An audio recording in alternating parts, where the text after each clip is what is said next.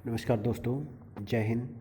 Universal गुरु classes के official YouTube channel पर आप सभी का स्वागत है और आप सबको 72वें गणतंत्र दिवस की हार्दिक शुभकामनाएं। और इन्हीं शुभकामनाओं के साथ में आज इस वीडियो के द्वारा हम आपको साइंस का एक महत्वपूर्ण टॉपिक जो कि विटामिन से रिलेटेड है उसके बारे में बताएंगे। विटामिन्स के रासायनिक नाम जो अक्सर एग्ज़ाम के अंदर पूछे जाते हैं उनके बारे में हम डिस्कस करेंगे कि कौन सा विटामिन है और उसका रासायनिक नाम या केमिकल नेम है वो क्या है। तो आप देखिए एंड तक इस वीडियो को, क्योंकि ये क्वेश्चन है प्रीवियस एग्ज़ाम के अंदर काफ़ी बार पूछा गया है। और देखते रहिए इस वीडियो को, तो हम आपको लिए चलते हैं विटामिन के केमिकल यानी रासायनिक नामों की तरफ। तो देखिए यहाँ पर आपके सामने काफ़ी सारे जो विटामिन हैं उनके केमिकल नेम दे रखे हैं, रासायनिक नाम दे रखे हैं। तो हम डिस्कस करते हैं वन बाय वन कि कौन सा है विटामिन, उसका क्या रासायनिक नाम है। तो chemical name of vitamins. Vitamin क्या होता है? एक प्रकार के पोषक तत्व होते हैं जो हमारे भोजन के अंदर ज़रूरी होते हैं या हमारे शरीर के अंदर ज़रूरी होते हैं हमारे शरीर की वृद्धि एवं विकास के लिए। तो अलग अलग प्रकार के हैं। इसमें से कुछ एक जो जल में घुलनशील होते हैं यानी वाटर सॉल्यूबल होते हैं, जैसे विटामिन सी और विटामिन बी होता है, बी कॉम्प्लेक्स और सी। ये जो होते हैं ये जल में घुलनशील होते हैं, पानी में घुल जाते हैं। जबकि बाकी के विटामिन जो हैं, जैसे विटामिन ए यानी डी, ई और के, ये जो होते हैं ये फैट यानी वसा में घुलनशील होते हैं। 4 प्रकार के जो विटामिन है ए, डी, ई, के, ये फैट सॉल्यूबल यानी वसा में घुलनशील होते हैं। जबकि बी और सी वाटर यानी जल में घुलनशील विटामिन होते हैं। तो आइए हम देखते हैं इनके रासायनिक नाम क्या है, केमिकल नेम क्या है। सबसे पहले अगर हम देखें तो यहाँ पर आपको दिखाई दे रहा है विटामिन ए जो होता है ये हमारी आँखों के लिए काफ़ी अच्छा विटामिन होता है और आँखों का हिस्सा होता है रेटिना, और उसी के आधार पर इसका नाम जो रखा गया है रेटिनॉल। तो ये हमारी दृष्टि के लिए काफ़ी अच्छा होता है विटामिन, और हमारी दृष्टि को बढ़ाने में यानी नज़र जो हमारी आई साइट के लिए ये काफ़ी अच्छा होता है। विटामिन ए की कमी से जो है नाइट ब्लाइंडनेस हो जाता है या रात को कम दिखना शुरू हो जाता है, जिसको रतौंधी या नाइट ब्लाइंडनेस रोग कहते हैं। तो ये एक इम्पॉर्टेंट है, इसके बारे में पूछा जा सकता है। उसके बाद अगर हम देखें विटामिन सी, बी का हम डिस्कस करेंगे थोड़ा बाद में, क्योंकि वो कॉम्प्लेक्स है, उसके काफ़ी सारे अलग अलग पार्ट हैं। तो विटामिन सी जो होता है, सी मीन होता है सिट्रस यानी जो खट्टा होता है। तो सी को कहते हैं एस्कॉर्बिक एसिड, और एसिड से हम देख सकते हैं कि एसिड जो होते हैं वो टेस्ट में क्या होते हैं, वो खट्टे होते हैं टेस्ट में। यानी ऐसे पदार्थ जो टेस्ट में खट्टे होते हैं वो क्या होते हैं, एसिड होते हैं। तो विटामिन सी यानी जिसको कहा जाता है एस्कॉर्बिक एसिड, ये ज़्यादातर खट्टी चीज़ों में पाया जाता है और इसका केमिकल नेम क्या है, एस्कॉर्बिक एसिड।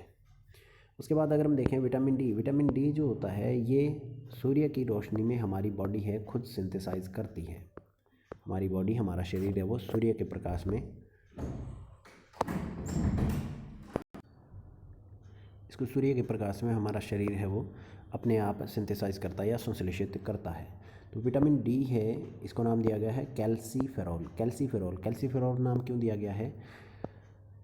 देखिए हमारा ये जो विटामिन डी है ये हमारे शरीर के अंदर हड्डियों के निर्माण में एक महत्वपूर्ण भूमिका निभाता है। विटामिन डी के कारण हमारी हड्डियां हैं वो मजबूत होती है और इसकी कमी से हमारी हड्डियां हैं वो कमज़ोर होने लगती है, क्योंकि ये कैल्शियम का बहुत अच्छा स्रोत है। कैल्शियम और फॉस्फोरस, जो कैल्शियम है उसी के नाम पर इसका नाम जो रखा गया है कैल्सीफेरॉल। तो हमारी हड्डियाँ हैं वो कैल्शियम और फॉस्फेट से मिलकर के बनी होती हैं, फॉस्फोरस से मिलकर के बनी होती हैं। तो उसी कैल्शियम के नाम पर जो विटामिन डी है उसका नाम रखा गया है कैल्सीफेरॉल।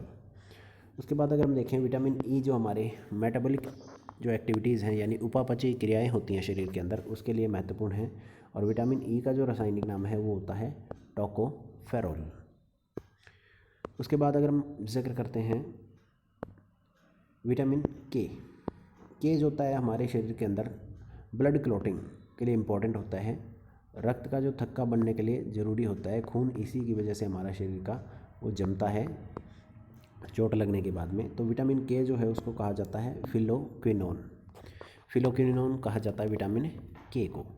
उसके बाद हम आ जाते हैं विटामिन बी कॉम्प्लेक्स के ऊपर। विटामिन बी कॉम्प्लेक्स का मतलब ये विटामिन बी जो है अलग अलग प्रकार का होता है, जिसमें एक है विटामिन बी वन जो होता है उसको कहा जाता है थायमिन। विटामिन B1 है उसको क्या कहा जाता है, उसको कहा जाता है थायमिन। विटामिन B2 है, B2 जो है उसको कहा जाता है राइबोफ्लेविन। और विटामिन B3 है वो है नियासिन कहलाता है, नियासिन। तो आपको ये ध्यान में रखना है। उसके बाद फर्दर अगर हम देखें,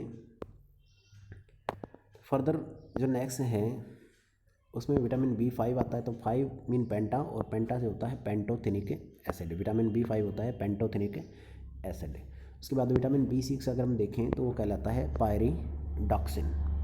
उसके बाद विटामिन B7 है उसको कहा जाता है बायोटिन।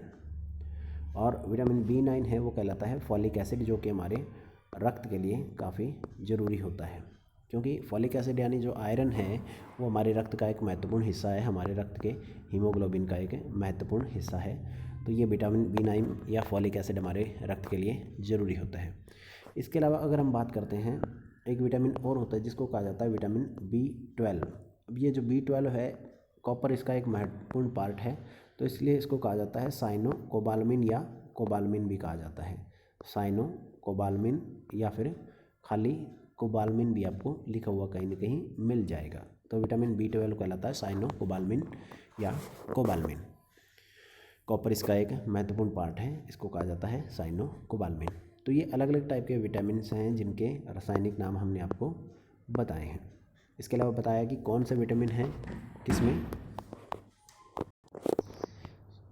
तो ये अलग अलग टाइप्स हैं इनके। कुछ एक जो वसा में घुलनशील हैं और कुछ एक जो विटामिन हैं जो जल में घुलनशील है, उनके बारे में हमने आपको बताया। इनसे रिलेटेड क्वेश्चंस हैं वो एग्ज़ाम के अंदर काफ़ी बार पूछे गए हैं।